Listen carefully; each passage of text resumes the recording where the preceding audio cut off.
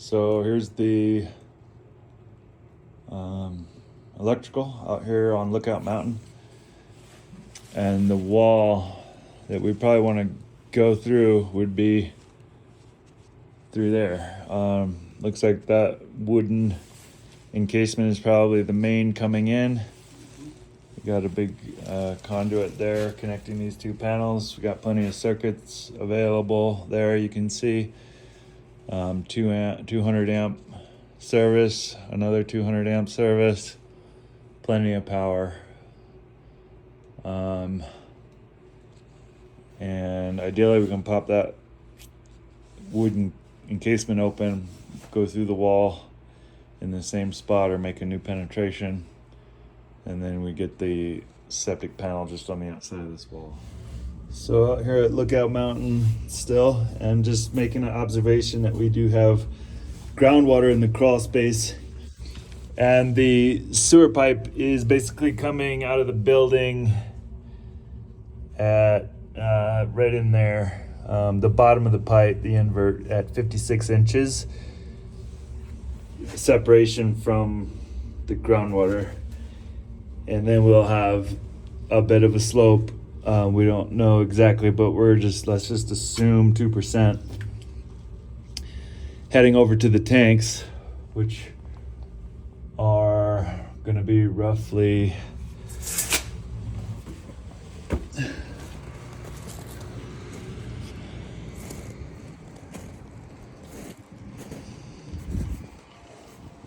$30 feet from the building.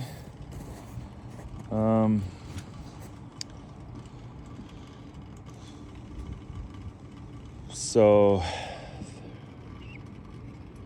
it's going to be about 4 inches of drop, give or take. And so we do have a bit of separation from that groundwater. However, we have a possibility of groundwater in the bottom of our tank hole. So we will need to be doing a little bit of groundwater mitigation in the open excavation, and then we really want to have the engineer kind of weigh in and make a determination if they want to see anti-buoyancy measures or not. My sense is that it's not necessary. Dave wants to be better safe than sorry. Definitely wants to make sure that this is going to be a maintenance and a hassle-free system. So that's something to take into consideration. We got a nice big open lot here. We do have a fair amount of snow on the ground. As you can see, the tanks on special order will be 4 to 6 weeks out. So ideally, the bulk of this snow will be gone by then. The sump pump just kicked on. You can see it's kicking on there, evacuating that water. GFI? Yeah. See, it's kicked on there. So, we want to have Jennifer weigh in and see what she has to say about anti-buoyancy measures on those tanks, and what, if anything, needs to be done or should be done. My sense is it's probably not necessary.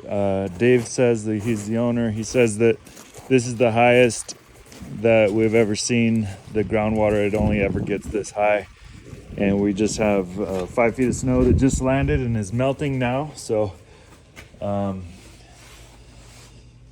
made a mark there on the wall where the high water mark is on the groundwater, and it's going down now. We talked about, so out here at Lookout Mountain still. So as currently designed, the grease interceptor is basically going right in here. It's a 1,500 gallon tank. Like to stay away from the tree roots as best we can, which puts us out here basically, and then we'll have a pipe that comes out that way. And you can see that the grade drops a little bit right here on the corner. So we really want to stay with the same elevation, because all these pipes are run together, and we need to maintain the height of the system and the pipe. So the pipe is basically at this elevation here on this cinder block, and so that basically puts us coming out of the building about two cinder blocks up with the pipe, and then we'll come out this way. So we will need to raise the grade a bit to get it up at least two courses worth, if not three, and then kind of slope this way. So we'll end up wanting to push a whole bunch of this gravel back and over by those trees. Kind of we'll berm it along the edge of the property there, because we still want to maintain access for the boom truck for the tank deliveries.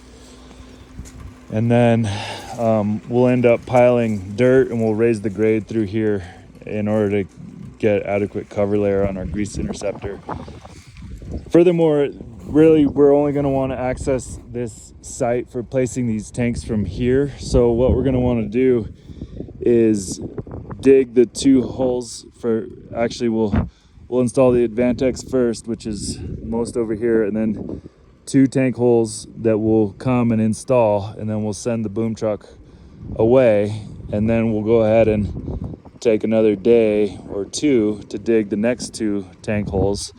And then we'll bring the boom truck back, and they'll install the next 2, and then we'll give ourselves another day or 2 to dig the final tank hole, which will be this grease interceptor, and then we'll bring the boom truck back for that, this last one here.